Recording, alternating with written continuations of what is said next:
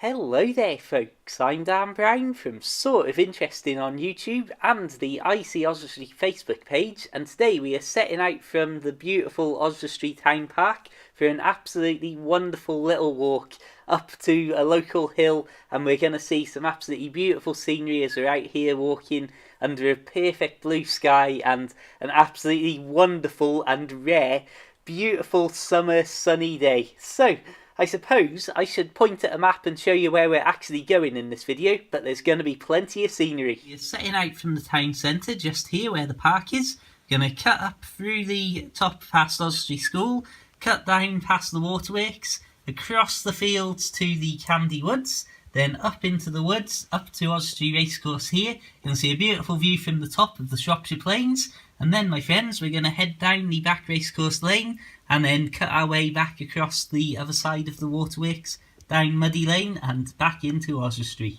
So all I can say, my friends, is prepare yourself for some absolutely beautiful countryside scenery. Now, I wanted to do this video as a slightly longer 10-minute plus video because this is one of the absolute iconic walks from my last decade plus, and I have done this route and variants of this route hundreds of times at the very least over the last 10 years or so, and I would say happily I've been out this way over 1,000 times without too much trouble in backing up that figure. Now, I would say as well, this is the sort of route that I have done all sorts of little bits, and I very often come out to just these first fields, as I like to call them. This is literally the first couple of fields as you leave Oswestry, and they're just wonderful places. There's a couple of little ponds and lakes scattered around here.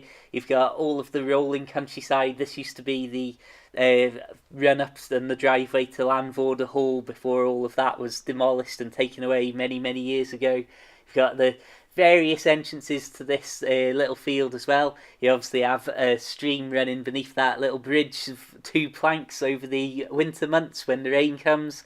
But there's so much to love in this sort of area, and we've got a heron just over there, and that's why I so often come out to just this set of fields that you're looking at now. But ultimately, I think that it's the full route going up the hill where you then get the really good view looking over town and looking over the general flatness of Shropshire in general, over to different distant hills and Rodney's Pillar, all of these iconic local landmarks. But ultimately, there's so much to love in this particular route. It's about 7 to 8 miles. There's multiple different paths that take you on slightly different routes up here, and of course, because of the different paths, you can either lengthen or shorten the circuit as you see fit. You've got the random doorway into the countryside, I like to call it. Now, I'm old enough to remember, I don't know, not too many years, probably 7 or 8 years or so ago, when that doorway was actually a complete door frame with a proper top and bricks and stones over the top of you as well, which has gradually crumbled to actually hardly be a doorway at all now in comparison. But these are all the ruins of the old Landvorder Hall and outbuildings and what have you. You can see just to the right-hand side there. I've always called it the old walled garden, but I don't think it actually was now in seeing little pictures and stuff of the hall itself. But again, it's certainly not the massive grand place that it once was, as you can see here. Another iconic thing about this route and this sort of part of the world is having buzzards circling round overhead, giving their telltale screech out loud above you. But as I say, this I call the old walled garden. It looks like it was actually part of maybe some sort of bigger square building with maybe a courtyard in the middle, or maybe not, who knows. But really, now, the important thing to know is that it's definitely not a functioning landed gentry's estate, and it's actually now home to a lot of sheep very often. So you can see here, without even getting up the hill properly, just the sort of views that we're talking about and just how flat Shropshire is.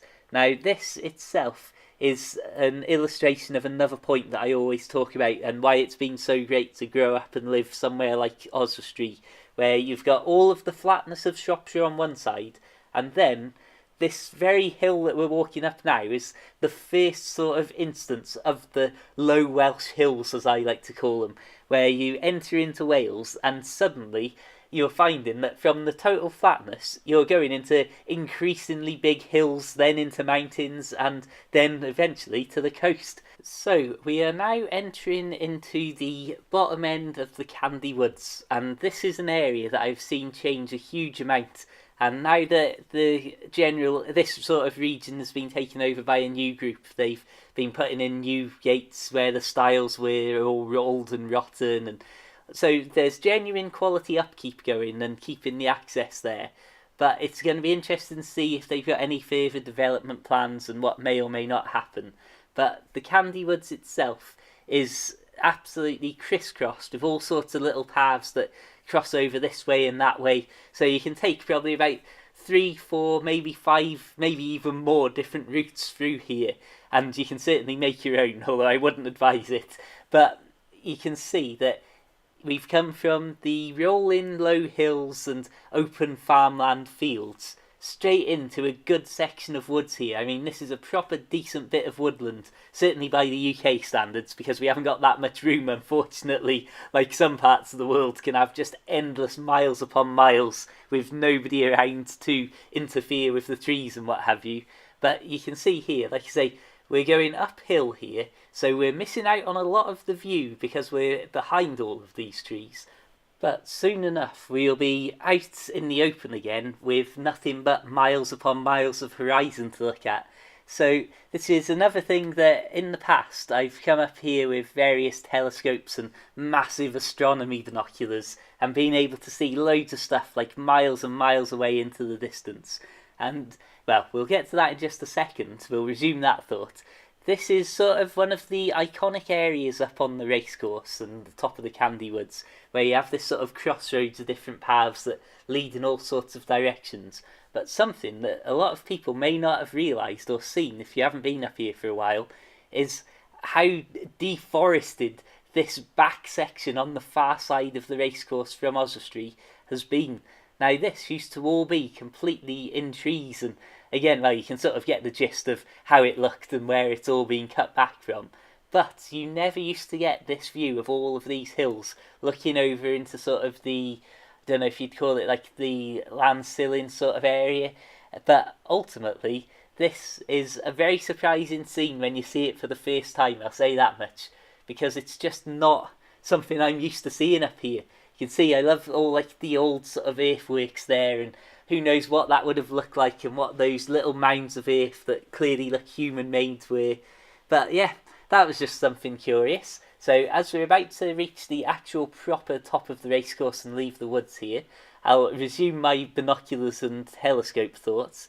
Yeah, so fetching the telescope up here, I've been able to look from the far side of the racecourse over and see all of the buildings in Wrexham, and zooming in really close you could identify all different buildings like the stadium and where the uni is, and well, again, just that sort of fascinating thing. You'd never think it would be possible.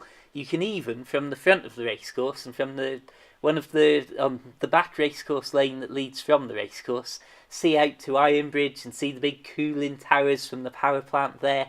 But yeah, this is one of my favourite little views, my absolute perfect panorama, this.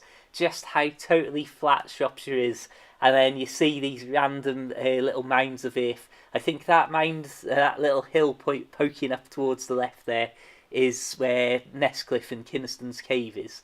And then we're looking over in this direction to where Rodney's Pillar is, just sort of entering in the screen there. And yeah, I mean, what an absolutely wonderful, beautiful scene this is.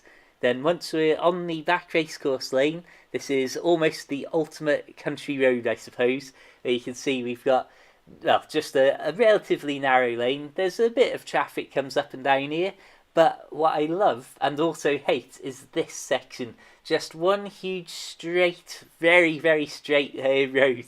Now, when you're cycling uphill, because that's a very slight incline, it puts just a tiny little bit of effort and work into your pedalling, but because it's so straight, it never feels like you're getting anywhere. But yeah, that's just a random note from my own personal experience. Here is the waterworks just outside of town, where we first saw the trees as we were leaving town on the far side of this section.